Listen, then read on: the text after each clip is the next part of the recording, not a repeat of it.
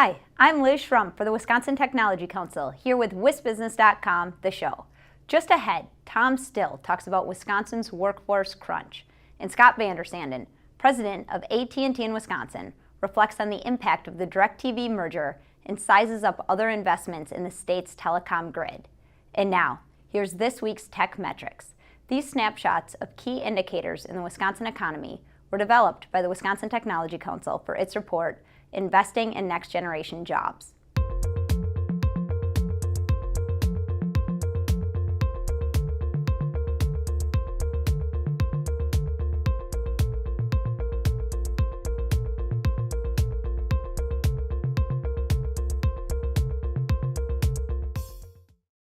And now, here's Tom Still with his Inside Wisconsin commentary.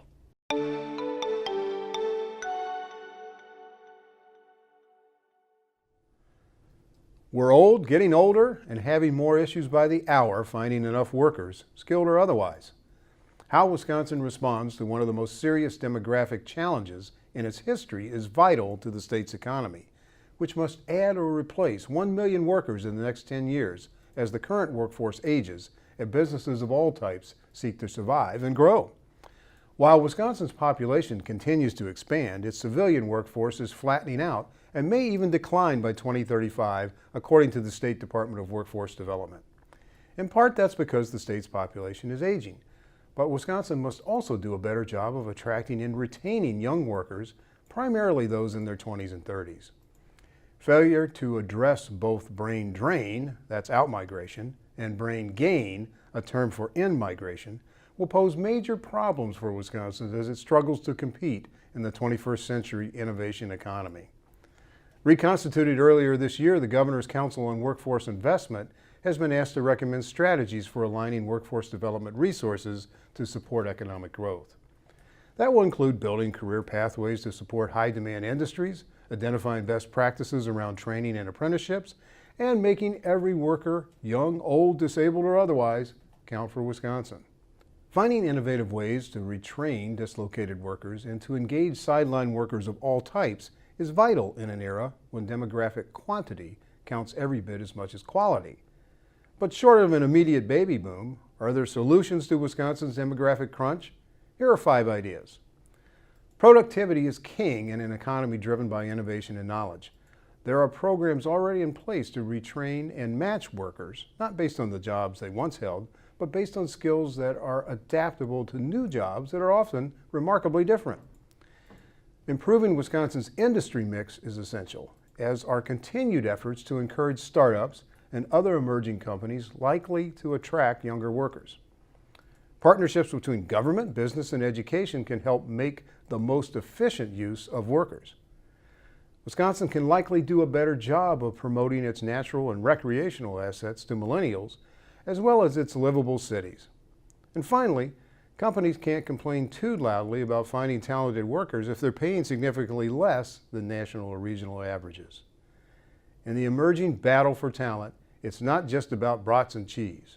It's about computer bites, competitive wages, and a welcoming culture that appeals to people of all ages and backgrounds. That's a Wisconsin where most people will choose to stay, visit, and move.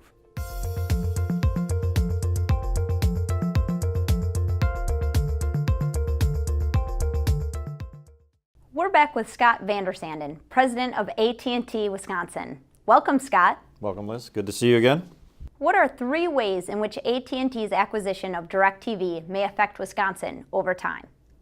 The acquisition, if you will, or the marriage between AT&T and Direct is really all about consumers. At the end of the day, consumers are going to see a couple things that are fundamentally different. They're going to see a better packaging of services, so obviously the marriage of wireless and content delivery, that'll be significant. From a network perspective, one of the things that it'll free up AT&T to do is we'll be able to offer a more high-speed broadband access in areas that today we would not be able to do, and there's a lot of technical reasons for that, but the biggest one is the ability to pair the delivery of video through a satellite content or medium will, like I said, free up some more broadband deployment so that over time we'll have a better service, a better internet service overall. And how much money has AT&T invested in basic infrastructure in Wisconsin in recent years?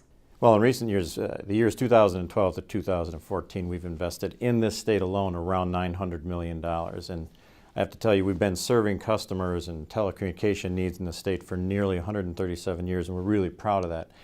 But you used the term basic, and that term is really being redefined. Basic right now for us is all about wireless. Most of our expansion in the last 3 or 4 years has been in our wireless network. We are forever trying to drive better access to our wireless product all across the state.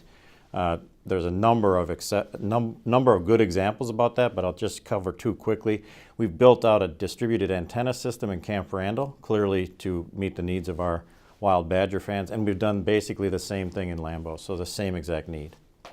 What are the basic consumer and business demands that are driving the need for broadband? The consumer demands are all about video. There's no other way to say it.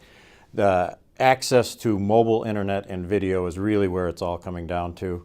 When I start talking about what are the big shifts in the industry, there's really 2 things that I'll point to very quickly.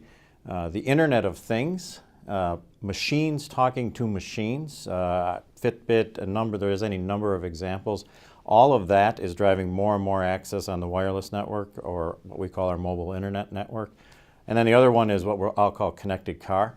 If you buy a car, or if you've bought a car in the last couple of years, each car has a wireless chip in it, and they can start connecting not only for the ability to make a call or be able to communicate with people in the car, but over time the cars will communicate with each other. And really, that's an example of Internet of Things. Thanks, Scott, and thank you for watching this edition of WisBusiness.com, the show. The show is produced by the Wisconsin Technology Council and WisBusiness.com, and sponsored by UW-Milwaukee and Exact Sciences. Visit our websites to read and learn more. I'm Liz Schrum of Talent Footing Executive Search. See you next time.